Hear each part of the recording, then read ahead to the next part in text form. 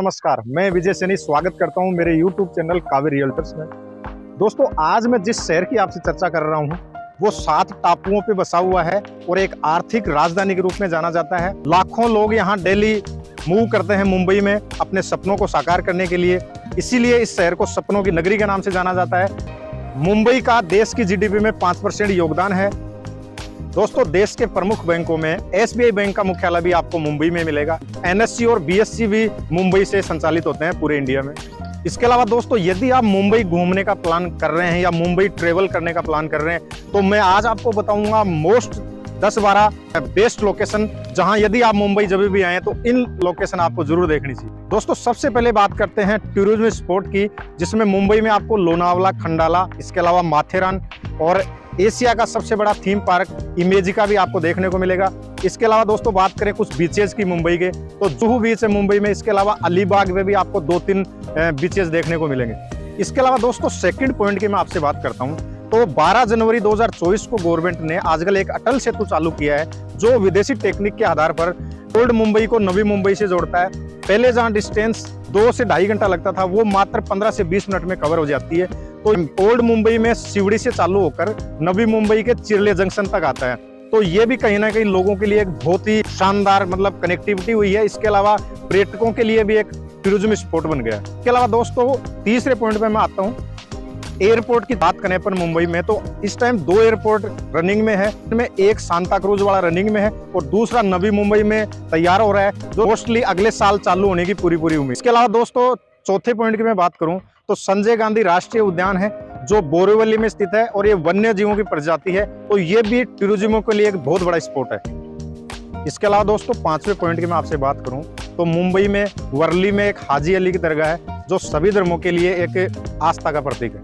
दोस्तों, 5वें पॉइंट की मैं आपसे बात करूं तो मुंबई में ही एसएल वर्ल्ड और वाटर पार्क है, जो कहीं ना कहीं बच्चों के लिए या फैमिलीज के लिए इंजॉइंग के लिए बहुत ही बड़ा टूरिज्म स्पॉट है। छठे पॉइंट की मैं आपसे बात करता हूँ, रेड कारपेट वैक्स म्यूजियम, जो मुंबई के घाटकोपर में स्थित है और ये खेल जगत से जुड़े लोगों, इसके अलावा राजनीतिज्ञ और सिनेमा से संबंधित लोगों की इसमें स्टैच्यूज लगी हुई है। 7वें पॉइंट की सिद्धि विनायक मंदिर, जो भगवान श्री गणेश को समर्पित है और देश के अत्यंत व्यस्त मंदिरों में से एक है। अगले पॉइंट की मैं आपसे बात करता हूँ, मरीन ड्राइव और चौपाटी। ये मुंबई में एक आकर्षण का बहुत अच्छा केंद्र है और लाखों लोग यहाँ घूमने के लिए आते हैं। शाम के समय का जो क्लाइमेट है वो काफी शानदार हो जाता है। आप शाम के समय में यहाँ कुछ खाने का भी मजा उठा सकते हैं। अगले पॉइंट पे मैं आपसे बात करता हूँ, गेटवे ऑफ इंडिया, जो स्थापत्य कला का एक शानदार उदाहरण है और ताज और ओबरॉय होटल इसको बिल्कुल नजदीक है।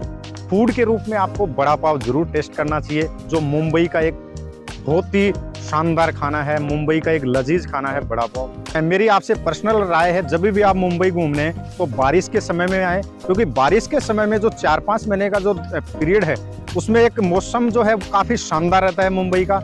इसके अलावा दोस्तों, मुंबई में ही जेएनपीटी आपको देखने को मिलेगा, जवाहरलाल नेहरू पोर्ट, जहाँ से माल की जो आवाजाही है वो वहीं से होती है। इसके अलावा दोस्तों, ज्यादा से ज्यादा लोकल ट्रेनों से सफर करें, क्योंकि मुंबई का जो ट्रैफिक है कहीं ना कहीं काफी समय लगा देगा आपको ट्रैफिक में, तो आपको लोकल से सफर जरूर करना चाहिए। इसके अलावा दोस्तों, बात करते हैं 8वें पॉइंट की, बांद्रा वर्ली सिंह। यह है पश्चिमी छोर पर स्थित बांद्रा और दक्षिण छोर पर स्थित वर्ली को जोड़ता है। 30,000 वाहन डेली गुजरते हैं और यह है देश के सबसे बड़े केबल ब्रिजों में से एक है। छत्रपति शिवाजी महाराज टर्मिनल, यह देश का ऐतिहासिक रेलवे स्टेशन है और भारत के मध्य रेलवे का मुख्यालय भी है। महाराज शिवाजी टर्मिनस विक्टोरिया टर्मिनस के नाम से जाना जाता था, जो अब वीटी और सीएसटी के नाम से जाना जाता है और यूनेस्को की हेरिटेज में भी यह शामिल किया गया है। इसके अलावा दोस्तों, अगले पॉइंट की मैं आपसे बात करता हूँ, अजंता और एलोरा की गुफाएं। ये भी मुंबई में स्थित है।